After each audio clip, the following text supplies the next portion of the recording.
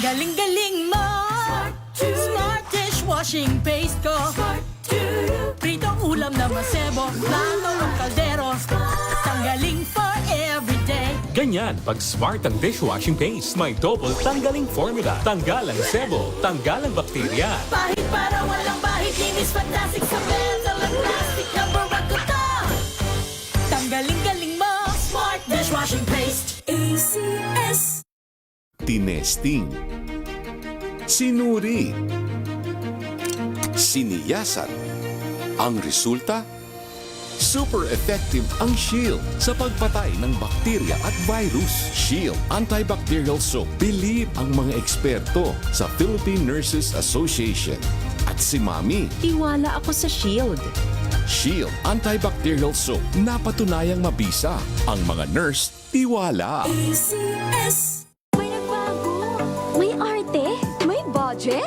Akala nyo lang yon. So solid. White rose papaya. Wow, white rose. White rose papaya. Wow, white rose.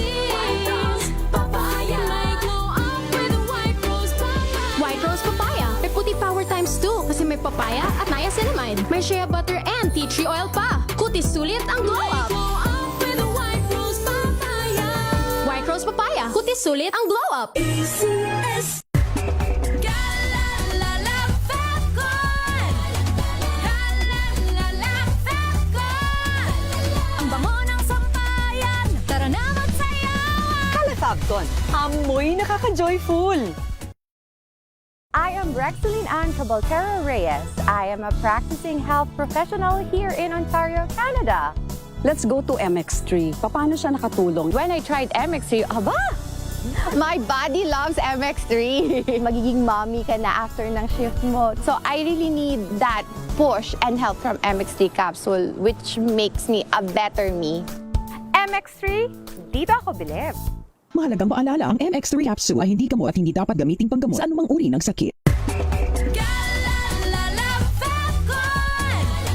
Galalala Falcon.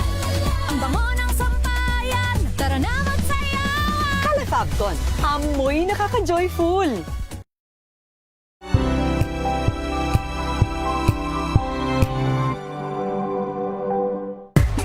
Galalala Falcon. Galalala Falcon. Ang bango ng sampayan. Tara na magsayawan. Calafabcon, amoy nakaka-joyful!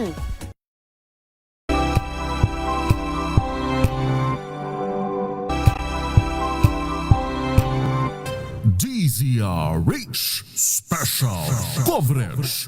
Kusay lang pa natin mga reports sa labas ng himpilan. Basa muna tayo ng iba pang mga balita.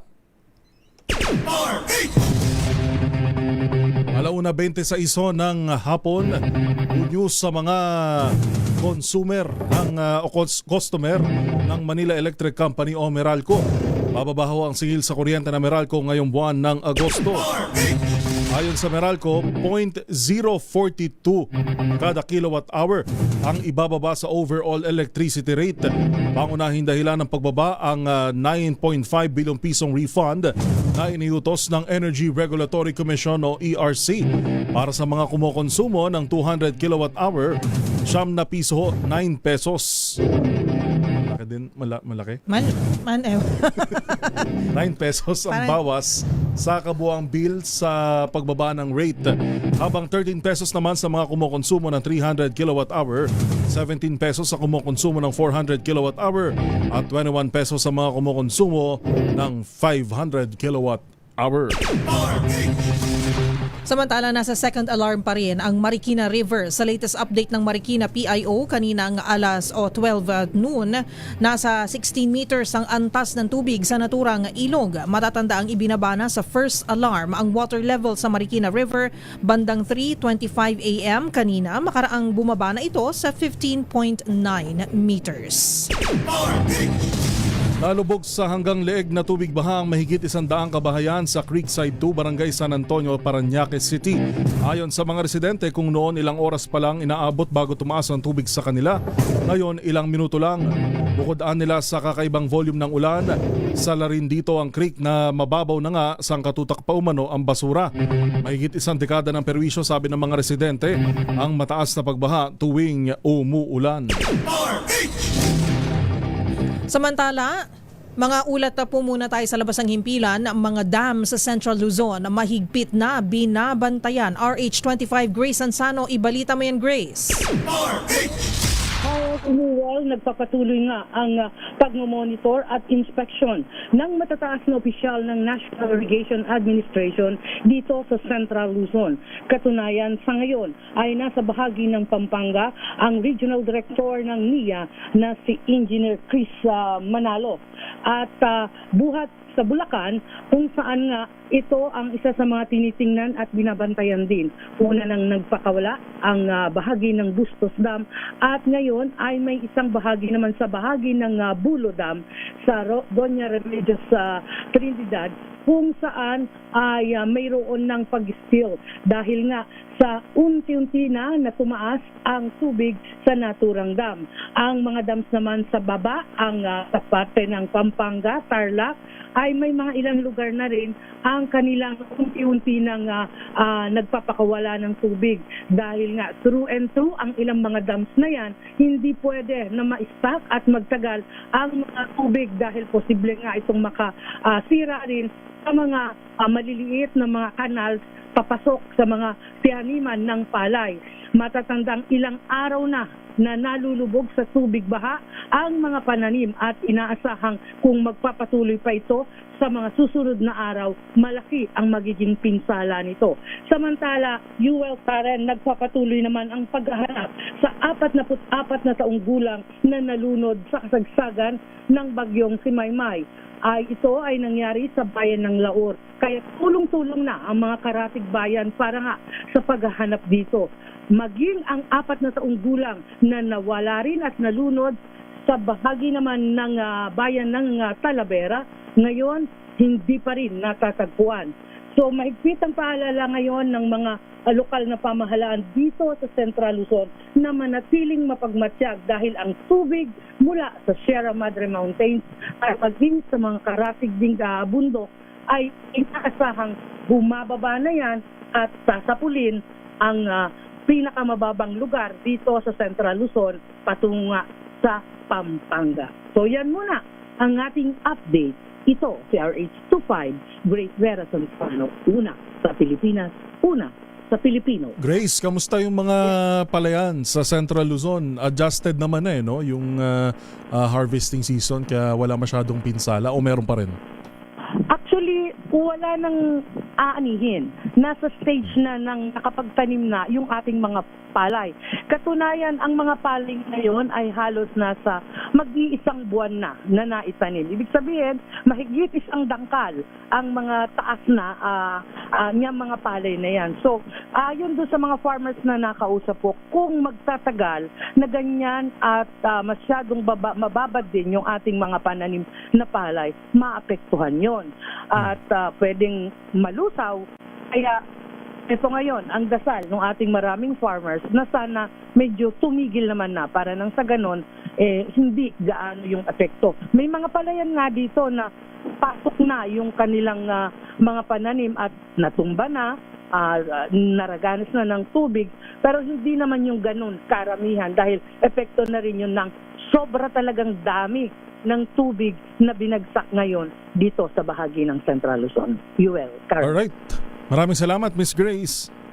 Okay, yan ang ating update. RH25, Grace Vera Ansano ng DZRH, una sa Pilipinas, una sa Pilipino.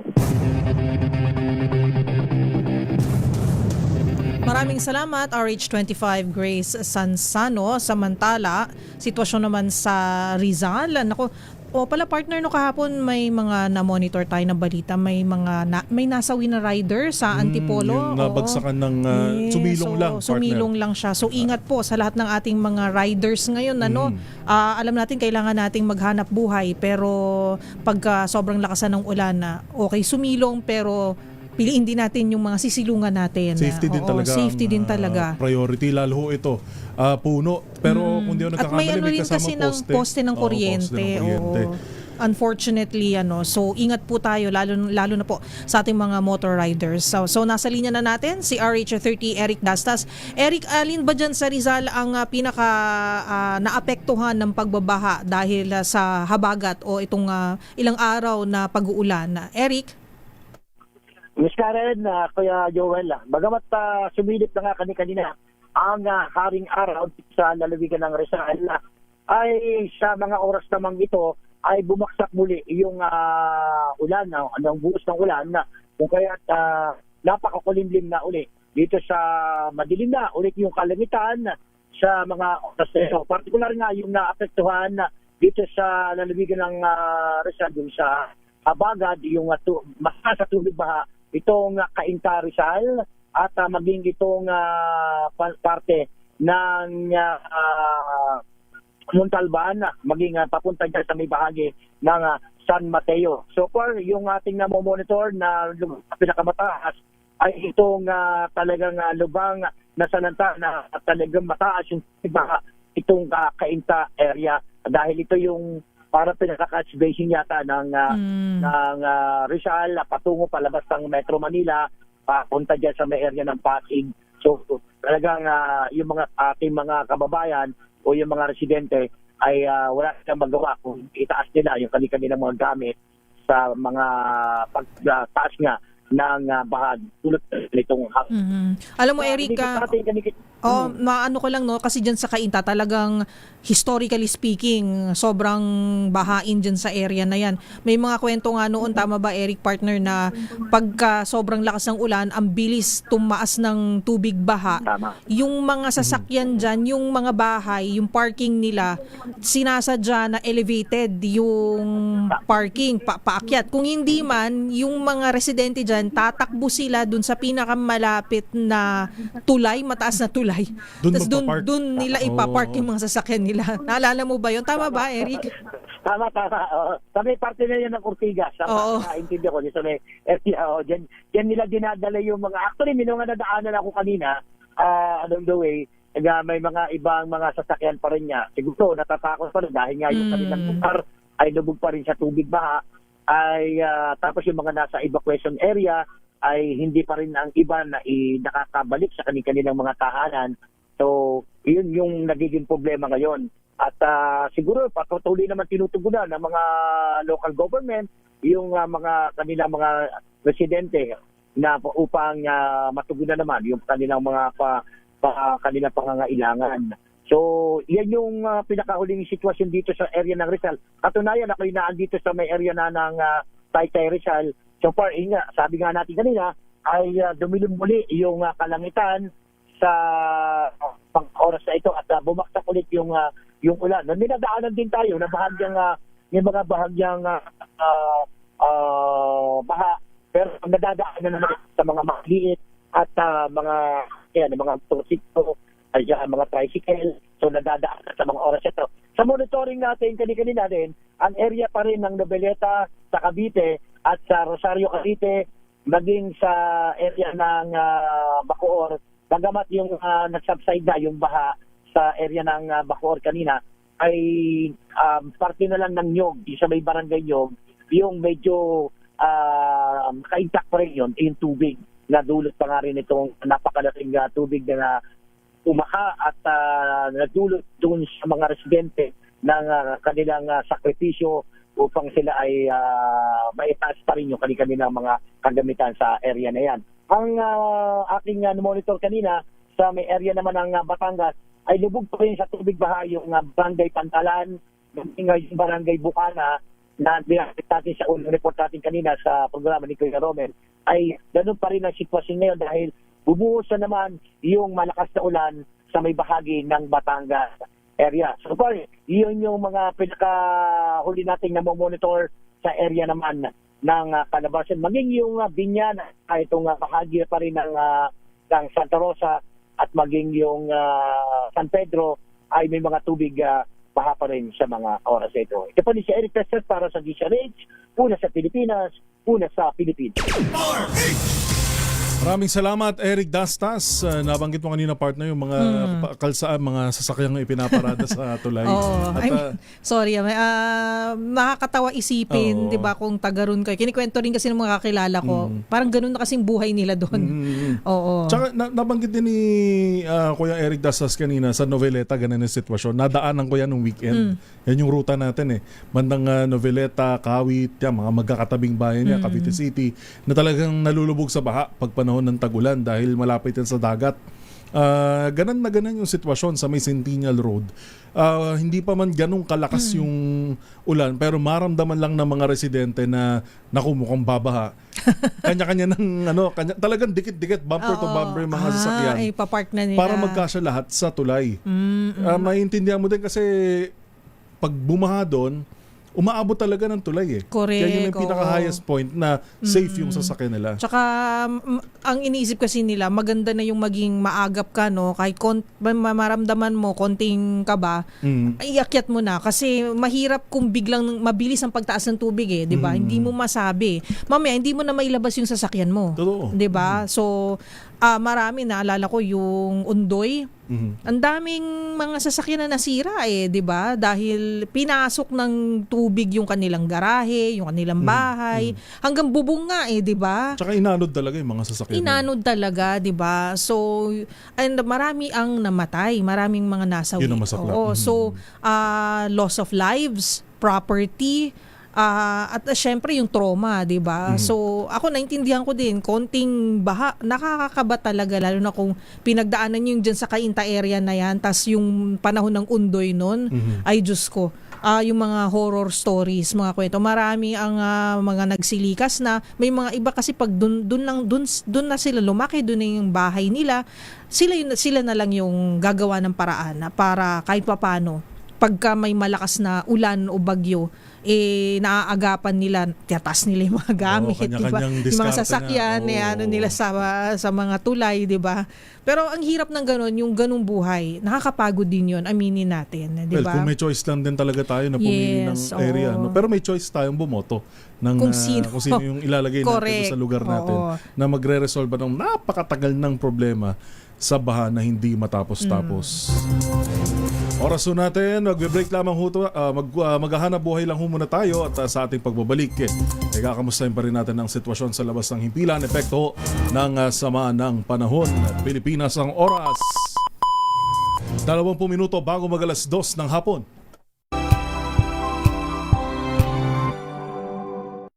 Hello, Washi! Laundry day na naman! Yay! Anong meron? Mancha ng chocolate, putik, may libag pa! Kaya natin yan! With Pride Washing Machine Detergent, may triple stain-away formula. Tanggal ang makapit, madikit, at malupit na dumit mancha. Kaya easy-easy ang labada. Mula noon hanggang ngayon! All you need is pride! All you need is pride! ACS.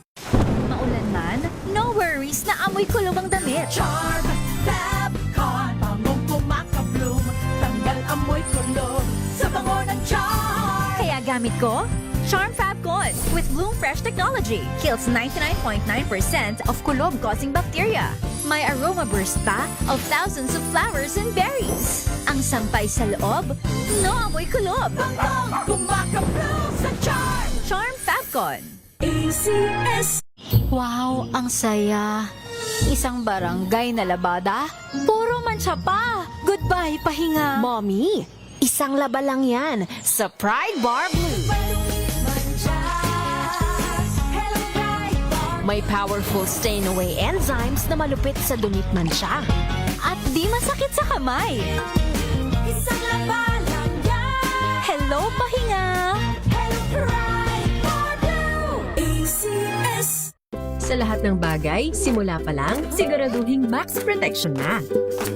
Kasi pag kulang ang proteksyon, baka madaling masira. Sa ngipin, dapat may Max Protection din. Max sa alaga ng unique toothpaste. With Max Protect Formula, help stop cavities before they start, while keeping breath fresh. Try unique Maximum Fluoride Protection. Para Max Alaga, Max Protektado. ACS.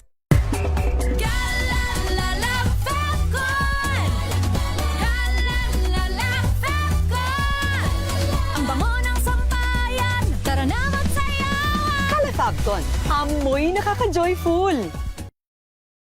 Hi, my name is Mayor Francis Israel Macobenta. I'm from San Diego. I'm an advanced clinician in neuro and spine surgery.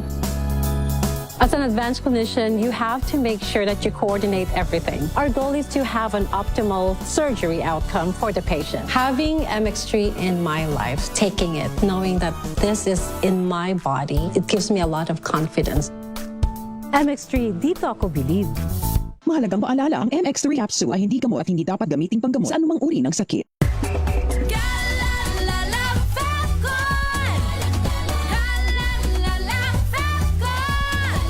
Ang bango ng sampayan, tara na magsayawan! Calafabcon, amoy nakaka-joyful!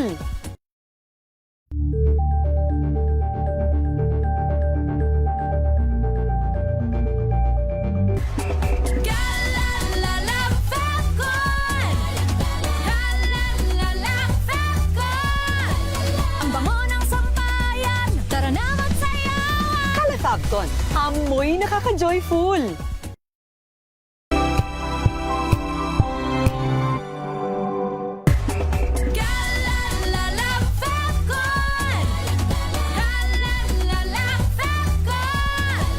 Ang bango ng sampayan, tara na magsayawan! Calafabcon, amoy nakaka-joyful!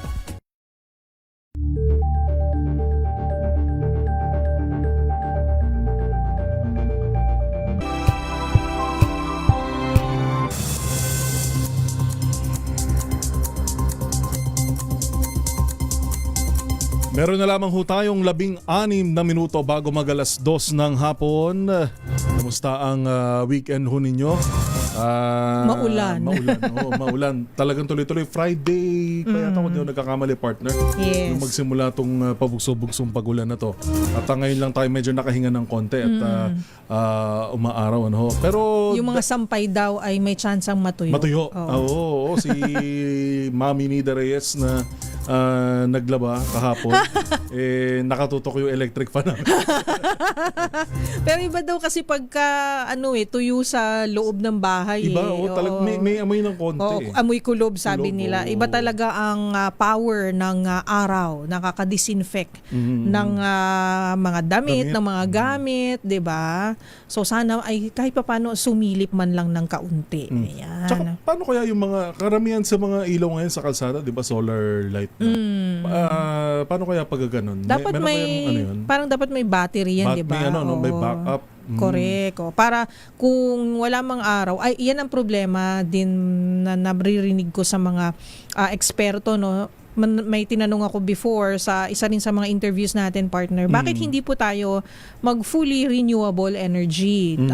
Hydro, solar power, wind, 'di ba? Sabi nila hindi natin kakayanin kasi hindi reliable. Kailangan pa rin ng mga sources of energy na kaya nating makontrol, kaya nating maimbak, kumbaga. So, maaring sustainable energy tayo pero hindi, andito na yata yung order ko. Kasi lunch break. Hello po. Ayan. Pero totoo 'yun, yung mahirap dumepende doon sa isang source ng kuryente na hindi Oo. Yung bang parang sa huli madadapa lang din. Correct. Tayo. So maganda yung half-half, kumbaga. Renewable energy, may solar pero may kuryente pa rin. Hydro, gagamit pa rin ng sabihin natin coal, coal power. O sa wind din, kailangan may backup rin na electric kasi hindi mo ma-predict talaga ang araw. Hindi mo kunyari, bagyo, walang araw, 'di ba? Ang hangin, hindi naman mahangin araw-araw, 'di ba? So, depende na lang siguro kung saang lokasyon. Pero still maganda yung yung lagi tayong may backup kumbaga, yun ang sabi ng isang, nakalimutan ko na kung sino yung eksperto na aming na-interview. Doon ko rin na-realize na hindi pa ready ang ating mga infrastructure sa Pilipinas for full renewable energy. Oh. Tsaka ngayon, kaya ang mas pinipili pa rin ng mga bumibili ng electric vehicle, yung hybrid pa rin, di ba? Kasi ang hirap pagka magpo-full electric ka nang hindi naman lahat ng pupuntahan mo may EV charger. Correct. Pagka hybrid partner, di ba, magpapagas ka. Di pag tumatakbo ka, na-charge nun yung battery mo, saka pa lang magagamit yung battery. Yes. Kaya iba pa rin yun pa rin talagang may choice pa rin. Pero sana dumating na talaga pa rin yung for panahon now, na we can be fully reliant sa renewable energy. So this is the challenge yan para sa ating gobyerno, na isa rin sa mga tututukan nila ay maging handa yung infrastructure natin for that. Maraming mga kumbaga charging stations sa ating mga gas stations. Magkaroon na rin, diba? So isama nyo na yun sa mga nagpunta tayo ng Taiwan noon, may malaking parang bus terminal, bus stop doon, may isang area doon, nakita ko na puro charging stations for EVs. So may mga ganon, infrastructure talaga yung kailangan sa bahay kung kaya nyong magpalagay doon, 'di ba? Why not? Para hindi ka na pupunta ng mall, hindi ka na pupunta ng public na lugar, 'di ba? Ang problema yata sa ganyang partner pag sa residential, kukulangin ng yung power supply ng kuryente doon sa kailangan area. naman. Oo. So, ang dami talagang, hindi lang siya ganun kasimple. Bibili ka ng fully electric na kotse. Akala mo, tapos ng problema mo. Hindi po. Hindi pa po. Marami pa po kayo i-consider. Eto na partner, nasa linya na natin ang spokesperson ng DSWD, si Assistant Secretary Irene Dumlao. ASEC Irene, magandang hapon po. Maraming salamat ho sa pagtanggap ng aming tawag. Si Yuel at Karen po ito sa DZRH. Magandang hapon po, ASEC Irene. Hi Karen and Yuel, magandang hapon sa inyo, magandang hapon din sa lahat ng sumusubaybay ng inyong pong programa. We are very sure na busy po kayo nitong mga nakaraang araw. Marami pong ating mga kababayan na sinalanta ng bagyo at habagat, yung mga pagbabaha po. Marami rin po ang nasa mga evacuation centers. Could you give us an overall picture kung ano na po ang assessment ng DSWD, lalong-lalo na po sa paghahatid po ng tulong at pangangailangan ng ating mga iba't ibang pamilya po na naapektuhan nitong habagat at pagbabaha, ma'am? Well, tama po, kagagaling lamang namin dito sa Santa Maria National High School na isa sa mga evacuation centers dito po sa Bulacan. At pinigyan nga po natin ng karagdagang tulong itong mga internally displaced persons. Nakipagkwentuhan tayo sa kanila at talaga namang ang kwento nila ay umabot hanggang paa, hanggang bewang, ang tubig baha, kung kaya kinakailangan po nilang lumikas.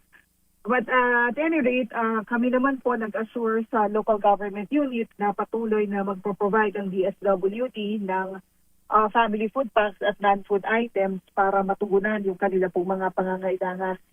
As ito ay ginagawa natin, hindi lamang po dito sa Bulacan, sa lahat po ng bahagi ng ating bansa na naapektuhan ng bagyong Luis, Maymay at ng habagat ay talagang nagpo-provide tayo ng augmentation support. In fact, as of this morning,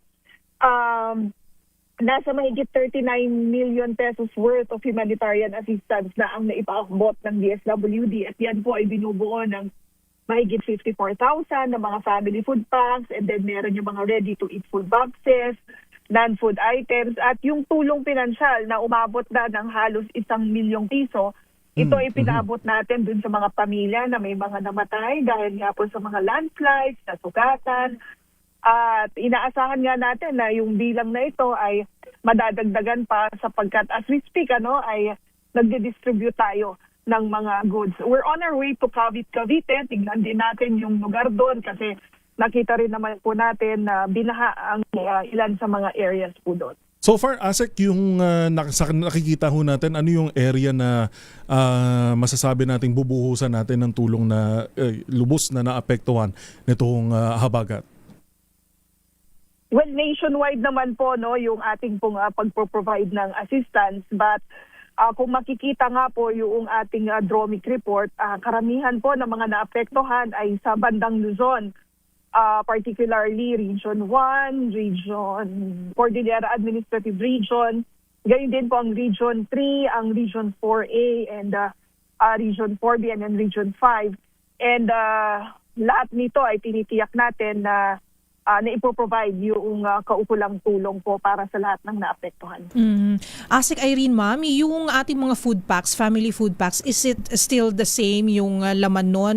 And of course, alam naman natin naka-preposition na po sila para lagi pong handa. Tama po ba, ma'am? That's correct, Karen. In fact, as of this morning, nasa mahigit 4.9 million family food packs ang naka-preposition sa iba't ibang warehouses natin. We have more than 1,000 warehouses across the country, and yan nga po ay may mga naka-imbak tayo ng mga goods. Now, tama po, talagang tinitiyak natin na naipapaabot, especially na yung isang family food pack ay good for a family of 5 and can last for 2 to 3 days. So kung matagal po sila na nasa mga evacuation centers, dinadagdagan po natin yung tulong na ipinapaabot ng DSWD. Yan sunod na rin sa kautusan ng Pangulong Marcos Jr. na tiyakin na maagap at sapat ang tulong na ating pong naipapaabot. Now, yung isang family food pack, ang linalaman po niyan ay 6 kilograms of rice, 10 assorted na tin cans, merong corned beef, merong tuna flakes in oil, and may sardinas, and then instant coffee, and then choco drink. Now, kung makikita nyo po, meron din kami yung puting box, ready-to-eat food box po ito. So, hindi nyo na po kinakailangang iluto o initin. Pwede na talaga siyang i-consume. Meron niyang arroz caldo, meron niyang champurrado, meron din po iyang tuna paella in can, and then chicken pastil. Meron din niyang energy biscuits and complementary food for infants. So, it's good for for a day's meal. So, meron kang breakfast, lunch, and dinner. That's good, Pero paano pala, ma'am, yung aside from the food, yung mga hygiene kits, meron din po ba tayo? Opo, from DSWD, ma'am? Yes, that's correct. Meron din tayo mga non-food items. Yung mga non-food items, binubuo rin yan ng hygiene kits. Yan, yung pangangailangan para sa pagligo, paghugas, sabon, may shampoo. And then meron din tayong family kit. Yung family kit, meron mga t-shirts, may shorts, may underwear, may tsinelas. Kasi alam naman natin, pag binabaha, talagang pag minsan wala kang naisasalba. Also, meron din kaming kitchen kits. Ito yung ginagamit pang luto. Meron din plato, baso, kutsara, tinidor, and then frying pan. So, kasi syempre kapag nasa evacuation center, kailangan din yung magluto ng kanilang pagkain kasi nag-set up rin ng community kitchen. So, kailangan ng pagluto. Now, we also have yung modular tents, and then meron din tayo tents, meron din tayong sleeping kits, and then meron din po tayo ngayon, bago natin, maternity kits. Kasi halimbawa, may buntis po dyan sa evacuation center. Siyempre, ibawas na natin sa kanyang alalahanin yung bibilhin niya na gamit para sa kanyang anak. Alam naman natin yung na-disaster, sobra na ang kanyang pagkabahala, ang kanyang pong worries, and also, yung para sa bata, minsan hindi na yan naasikaso. So we're providing it as well. Apo, last na lang po on my end, Asek, may pera pa ba tayo? Dahil meron tayong 3 ongoing pa ngayon na groups na binibigyan ng ayuda. Yung Group 1, Group 2, Group 3, and may mga nauna pa ho tayong kalamidad. Sapat pa ho ba yung pondo natin sa ahensya? Ito naman pong kasing ginagamit natin na pondo para sa disaster response operations ay nanggagaling sa ating quick response fund. It's a different item of expenditure. Ngayon yung ginagamit naman po nating pondo para sa uplift assistance ay hiwalay na pondo. Yan po ay inilaan para dito nga sa tulong pinansyal na nagkakahalaga ng 2,000 piso na ibinibigay natin sa 3 grupo na bumubuo ng 7.5 million households. So hindi siya magagalaw. Kaming nabanggit nyo, yung 4Ps, yung walang gutong beneficiaries, Group 2 yung nasa poor and non-poor, near poor, I need to say poor and near poor, as identified using the 2024 at CBMS data. And yung Group 3 ay yung kung SSS employed na less than 20,000 pesos ang monthly salary credit at meron pong contribution at least once noong 2025 or 2026. Yes, hindi po magagalaw. It's a separate funding for 2 separate programs. Okay, maraming salamat po, ASEC. Kahit biglaan nyo aming tawag sa ganitong panahon, importante talaga yung ganitong nakakarating yung information sa ating mga kababayan. Thank you, ASEC. Thank you, ASEC. Naputol. Tama bro, separate program objectives, kaya separate program funding din po ang mga ito. At hindi po maantala yung pagpo-provide natin ng assistance. Okay, thank you very much, ASEC, at ingat po kayo. Thank you, ASEC. Maraming salamat din po at magandang hapon sa inyo. ASEC Irene Dumlao, spokesperson ng DSWD. Babalik ho tayo, Pilipinas, ang oras 1:57.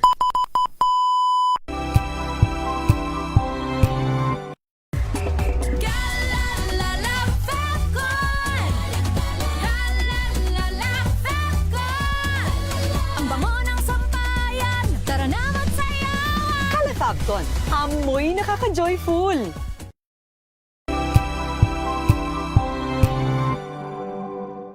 Maagang balitaan, maagang usapan sa mga issue at balita. Kasama si Kuya Angelo Palmones sa Magandang Umaga Pilipinas. Mula Lunes hanggang Biyernes.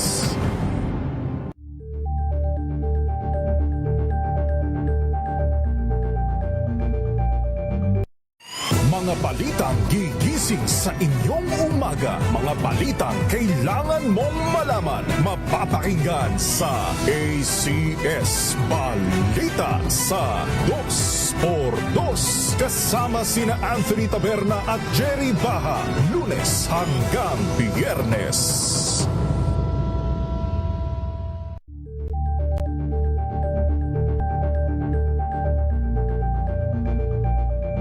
Alamin ang mga maiinit na isyung pambayan, mga balitang kailangan mong malaman, usapin sa pamahalaan, politika, ekonomiya at kabuhayan. Ito ang mga dapat mong malaman, pakialaman at pag-uusapan dahil kayo ang tinig ng mamamayan dito sa Damdaming Bayan. Live sa DZRH Radio, DZRH TV at DZRH Digital. Kasama sina Lakay, Deo Macalma at Elaine Apit. Araw-araw, Lunes hanggang Biyernes. Damdaming Bayan.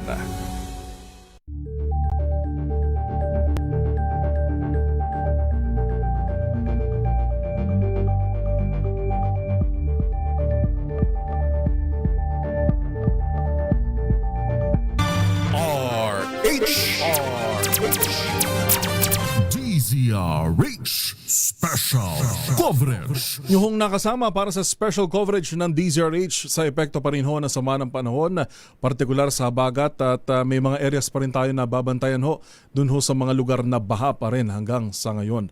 Ito po si Yuel Reyes. At ako naman po si Miss Karen Oyong. Susunod na po ang programang Rapido Hataw Balita. Pilipinas ang oras, 2:00 na po ng hapon.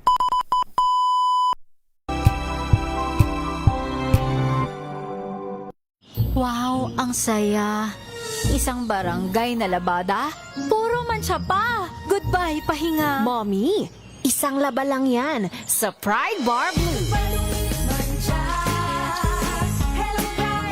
May powerful stain-away enzymes na malupit sa dumit mancha. At